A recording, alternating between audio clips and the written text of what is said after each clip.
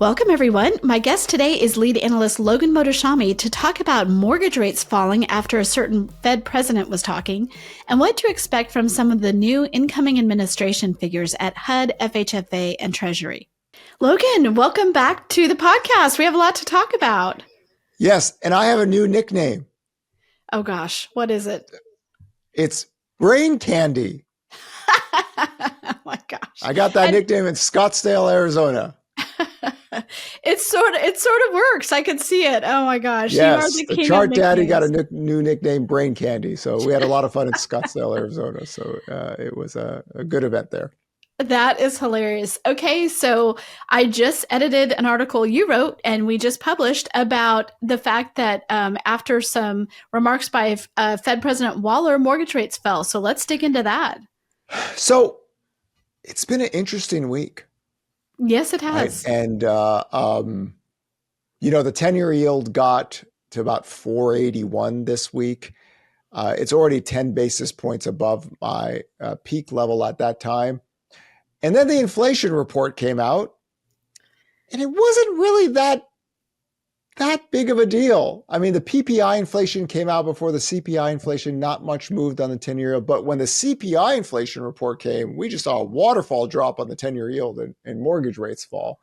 The month-to-month report was a kind of a slightly hotter than anticipated. The core inflation ticked down just a little bit. I mean, if it was like 0.002% difference, it would have been labeled as a flat. We're getting really stupid with these technical increases or 1 point in, like trillions of dollars are being moved in the stock market because of this little slight variance. It's really getting dumb. But in any case, to me, it just looked like bond market traders were, everyone was, rates are going up. Oh, wait a second. Fidgety, right? Itchy fingers. And they just took it down. And again, when the 10-year yield is above 4.70%, as we talked about before, you really need the economic data and the inflation data to be stronger than anticipated. Just like the Hodor line at 380, you really need the economic data to get weaker or inflation really start to go lower to really warrant more moves. So we have a reversal. Then Waller, the hawk, right, comes on CNBC and says, well, we might have more rate cuts in the first half of 2025. And I harken back to last year at this time when the Fed's like, we need more confidence. And then all of a sudden the 10-year yield goes up, mortgage rates go up 7.5%.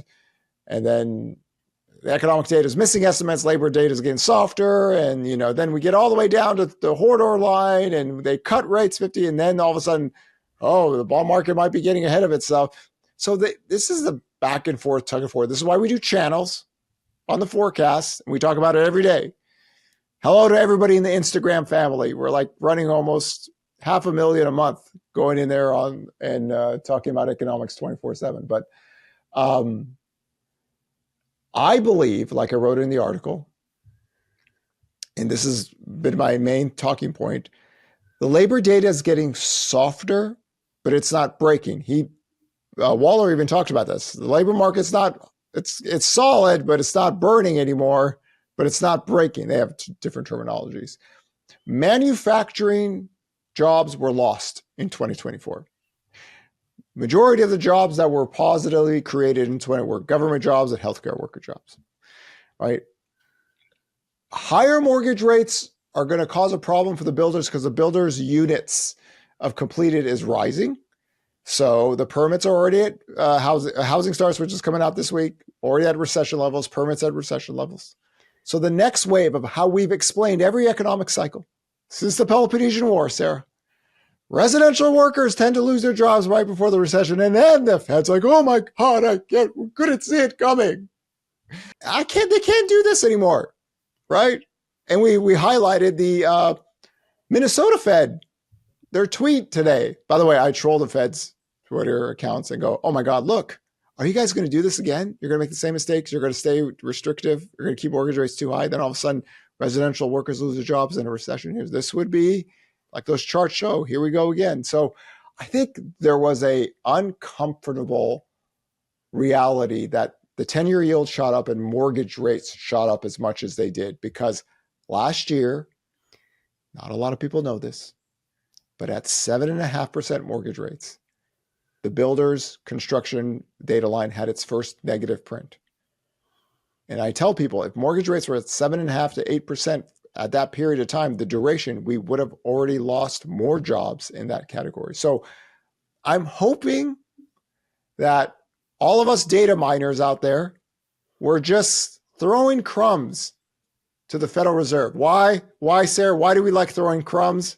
Yeah. We don't want to be old and slow. We don't want to be, but we throw crumbs, right? Because Mother Economics, she is a serial killer. She wants to get caught, and she will throw crumbs. I do not think she's a serial killer. We are throwing crumbs at the Fed presidents. We're saying, guys, you don't really, the world isn't going to come to an end if mortgage rates get down to 6%. It's okay. I can't forecast below 5.75 for some time now because of various reasons of Fed policy. But if it just gets to 6, you don't have to worry about this. I think the difference today was that, you pointed out in the article, everyone was expecting, most people were not expecting rate cuts in the first half of the year. So first of all, people have thought maybe the Fed is going to raise rates, definitely going to stop. Consensus was they were probably going to stop cutting rates.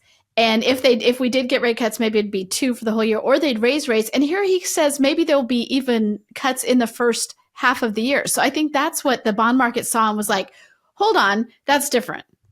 So it is interesting. What do we always say? Why don't we listen to middle-aged men podcast stock traders? We could put the same case for bond traders as well, because they are in the business of screaming loud things for positionings or anything in that matter, especially ideological people as well. So the Fed's got to hike rates now, it's so funny. You have one group that says the Fed is behind the curve and they need to cut more, recessions happen. Then the other is, the Fed is behind the curve. They never needed to cut rates. And this is what market players do. So you got to take the noise out and just focus on, what do you think the Fed is thinking right here? It's just this constant back and forth. When they're handed a layup, Sarah, they find a way. It's like what I said at the thing. It's like, it's the movie Notebook. Like, what do you want? Like, why are you complaining about what kind of rates now high? You did the same thing in 2023. For those that are part of the family here, we always talked about that key technical level. It said the Fed gets hawkish here at 4.34%. Boy, that 10-year yield could go up and rates could go up. They got hawkish, and all of a sudden the 10-year yield goes up to 5%. We have 8% mortgage rates, and the Fed's like, whoa, what's going on? Why is bond markets? Homie, just shut up. Don't have to talk all the time. You don't have to do. And now to me, it's like, okay, they're like, whoa, wait a second. It is true. Majority of all the job growth is government jobs and healthcare. If we took those, oh, wait a second. What if Trump fires all the federal people and then, oh my God, our unemployment rate goes up, right? So I think sometimes you try to play the game too much, and you don't know what you really want, but you know what results you will have if you stay up here. And I just think that was what today was, because everyone was like, what is Waller talking about? They're kind of all over the place. And this is just how the Fed operates a lot of times with the markets. And we could see how fidgety the market is when the 10-year yield is above 4.70%. So we're recording this on Thursday, before the Friday. So when people hear this on Friday, we wonder what the 10-year yield and mortgage rates will be. What are they right now? Well, I think it's about 4.61%. So we've had a noticeable move. And just remember, Trump announced the head of the FHFA, Pulte, which, I don't know if that's very good for getting the GSEs out of conservatorship if he's there. Also, let's talk about, by the time this podcast comes out, housing starts are going to come out. And just remember, units completed, good for fighting inflation, bad for, if permits don't rise with it. We're starting to create a reverse gap where we have a lot of units being completed now because the old work's getting done and permits and starts are falling. So we'll keep an eye on that. That'll be the big report tomorrow. today we had a host of events. Jobless claims ticked up slightly. The retail sales, the headline missed a little bit, but the controlled purchase of that data line was actually beat noticeably. The Philly Fed manufacturing index was terrible, and it's always terrible. Not a lot of people take it seriously anymore. So there's some mixed data lines, but it was when Waller talked. That's when things got a little bit more active. It's just crazy. To your point, it's like sometimes you're like, what if you just didn't talk and move the markets up and down so fast? Because that volatility itself is, of course, our industry will always welcome lower rates. Great. However we get there, let's get lower rates. But I mean, I do think the volatility makes their jobs much harder in some ways. I could imagine that, keeping that downtrend on the 10-year yield from 5% they're perfectly happy with that. But this last move higher, probably a little bit problematic with them, because what was the wild card for 2025, Sarah? We wrote that in December. The wild card for 2025 was mortgage rates, housing, residential construction workers, because manufacturers already lost jobs. That's one trigger. And then residential. And for all of you that look at those charts, you don't need to be an economist. You just look at those things and go, wait a second, this data line breaks before every recession. The Fed always goes, oh my, we couldn't see it. I know Kevin Warsh, who is trying to get the Fed job, was like, we don't need to, I don't know about, we should have kept the rates high, or we need to reduce the balance sheet. Listen, if the Fed really wants to, they could get mortgage rates lower. All these people go, nobody's going to buy our debt, we're broke. Okay, guys, I'm just going to tell you, anybody that read that Dr. Jekyll, Mr. Hyde, 1913 Federal Reserve, there is a group of men in this country that have lost it. They have absolutely been born into a cult. They will live their lives in a cult. They will die in a cult. They will go underneath the devil's den. And in the afterlife, as we've always said here, Sarah Wheeler, in the dark abyss with no eyes, tongue, or an ear, they will scream about the Fed's balance sheet. This is just who they are. So you just They are committed to it. They are very committed to it. Committed, yeah. Because listen, when I die, I want everybody to say, homie came and played ball 24/7 against the American Bears Doomers. But when I die, I'm going down there with them. And we're going to do this dance in the hell. And we're going to do this dance in the dark abyss. Because I ain't leaving. Because everyone needs a natural enemy. These are the most bearish American citizens in the history. And we've had some crazy peoples over the last 240 years. But they take it this time. So naturally, they have to be, it's my conflict. It's the light versus the darkness, right? Light versus the darkness. Okay, so any long-lasting, we know we're already watching the labor market. We're already watching those construction workers. Any long-lasting impact from a Fed president statement? I just think it's more or less that there's key technical levels with the 10-year yield and mortgage rates that the Fed starts to come out and try to talk things down. It's not so much about the Fed funds rate as it's long-term yields in this case. So remember how I used to say, but Logan, the Fed rate cuts are because we already priced in so much rate cuts, more rate cuts than we have at 380 on the 10-year. But again, this is a policy choice. As Waller said, we are restrictive, except the economy is still expanding. It's slowing down in terms of the labor market. Labor over inflation for a reason. It gets harder for them with the unemployment rate up now to really say, let's push the lever and let's get another sector of the economy to lose jobs. And then payroll growth slows down even more. And then the wait a second. We talked about that already. That I believe they've personally left the unemployment rate target lower than what they could have, just in case if they need something to cover themselves. And this is just one crumb to maybe the marketplace saying, hey guys, we're mindful of this, because Sarah, the truth is, if you just get back to 6%, the only person in America that would freak out with 6% is Neil Kashkari. After that, everyone should be completely fine, right? And it's not going to be like a spectacular housing demand market or anything like that, but you can grow sales. We've shown this, you can grow sales. The builders can build homes. You can live again, right? So I'm a little bit encouraged that Waller came out and basically tried to talk down, but we've seen this before. We've seen this stance before.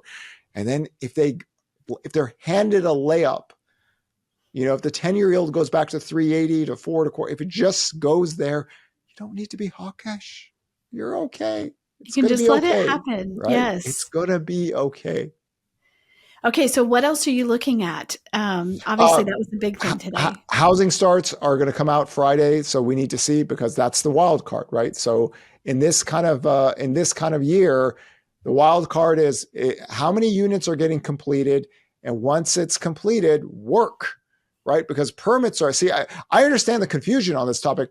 Housing starts are at recession levels, but employment isn't yet. It's because they're still completing the old projects. Once that's done, there you go. That is something that you've been talking about since 2022, I think, or It has 2021. taken the longest time in history to get things done.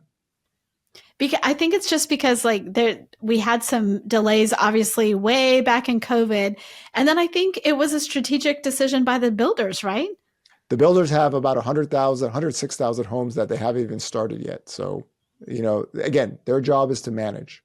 Manage why? Profits. So they're doing their job. Excellent. They're what I call efficient sellers.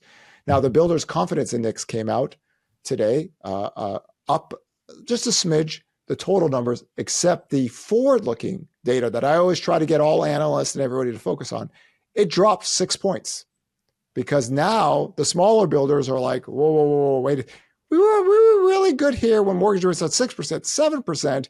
We don't really have the gross profit margins of some of the builders. So now they're already looking at. So that's why I always say, when you look at the builder's confidence index, you want to look out the 6 month, and that had a big drop, So again, connect the dots, be the detective, not the troll. And then you could all of a sudden, Waller's statement isn't too crazy. So it's just this back and forth tug of war. I wish it wasn't the case, but this is just how things have operated. So a very fascinating week. A lot of things happened this week and with the mortgage rates and everything. And we got to the peak forecast. And hopefully now people can understand that if we get above 7.25 and the 10-year yield gets above 4.70, you really need the economy to start kicking into another gear to warrant yields coming here, because the Fed would tell you they're even more restrictive because financial conditions have tightened more with higher mortgage rates. This is not about fart coin or anything like that. This is people go, oh my God, these stocks are no, this is about the economy, jobs, labor market, price stability, labor market in this sense. And this is how we go. And just remember, post World War II, we're not a deflationary economy. We create inflation because we are a growing economy, right? We don't have a dying workforce in terms of population growth slowing down or anything crazy like that. So we are an inflation economy. We just want to keep the growth rate of inflation more stable than other periods and times in history. That's why the made-up 2% target was created out of thin air. And what happened in the last decade, I always tell everybody, we had zero interest rate policy, QE1, QE2, QE3, Operation Twist, deficit spending, anything could not really keep above 2% core inflation for the PCE data more than half the time. Wage growth was a lot different back then. Job growth was a lot different back then. But also consumer balance sheets were still in the deleveraging phase. We're in a much different side now, right? Consumers are in much better shape than they were after the great financial recession. So on the political side, you mentioned that Scott Turner is in his confirmation hearings right now. We don't expect, there's no real opposition there, so we do expect that he will be HUD secretary. We're listening, Chris Cloud's listening in to see if there's anything we can gain on as far as what his philosophy is going to be or how he might run HUD. He is, obviously a former NFL player. We don't know tons about him, but listening to that. And then, as you said, FHFA Director Bill Pulte just named. So we're going to follow up and go, what does that mean for our industry? Is that a really positive sign? How do people think about that? We've had a lot of industry heavyweights already weigh in, and they seem excited. It's hard to know what that means. The HUD secretary has some important value in housing, but really Besant is the key. Okay, so what we have to remember is that Besant's at Treasury. Treasury secretary. Okay, Treasury is going to, when Steven Mnuchin came on and talked about we would like to have a cap on the 10-year yield at 4.5%. That is, yield curve control. However you want to define this, they are mindful of rates going up. Okay, especially now with everybody's kind of knows how economic cycles work to a degree. So I think Besant is is a favorite of the marketplace because he'll do what is necessary. But he also talked to, I think the only comment I saw today was that he said you got to have the Trump tax cuts back. If you don't have the Trump tax cuts, all hell's going to break loose. The economy is going to, so that is more or less, that'll be more beneficially for people that want to see the tax cuts in. But also, I think on another housing discussion, the talk is that the Republicans are joined, California, New Jersey, New York. There's enough Republicans in Congress to make it difficult for Trump if he doesn't do something about SALT. So it looks like they'll come up with a number that is acceptable. But as we talked about before, there's more registered Republicans in Los Angeles County than all of South Dakota and North Dakota. I think in Orange County, California, there's more registered Republicans than the whole state of Iowa. So, which is wild to me. Yeah. If people are wondering why are the Republicans in California, New York, and New Jersey, there's a lot of constituents, right, in those states because they're big population states. Yeah, it's going to be fascinating to see, okay, who has enough votes to do what can they do, through executive order starting next week. I think the news just gets more and more interesting because, anytime you have a change in administration that happens, in this case, there have been some comments about what might happen even on the first day. We'll see. The first day, I think, would be after the inauguration on Monday, which a lot of our our industry, if you're in banking or whatever, you might have the federal holiday for MLK Day, which falls on Inauguration Day. So next week is going to be wild. You think this week is wild? Next week is going to be even crazier, Logan. Well, I think this week is more wild because the bond market really. I'm a 10-year yield guy, so I just we're all on that. And there's a lot of things going on this week, but. Again, it's going to be a much different 4 years because we have somebody kind of awake and talking and he's going to talk a lot. And just by that principle alone, things are going to be different. Absolutely. Well, we are going to have you on 3 times a week, as people already can see this week. So we've got lots to talk about. And let's just hope, fingers crossed, that 10-year yield and the mortgage rates keep going lower. That would be amazing. That would be a great way to start out the spring housing market. We don't believe in hope. We believe in technical levels. Well, I hope the technical levels mean that we get lower rates. That's what I hope. All right, Logan, thanks so much.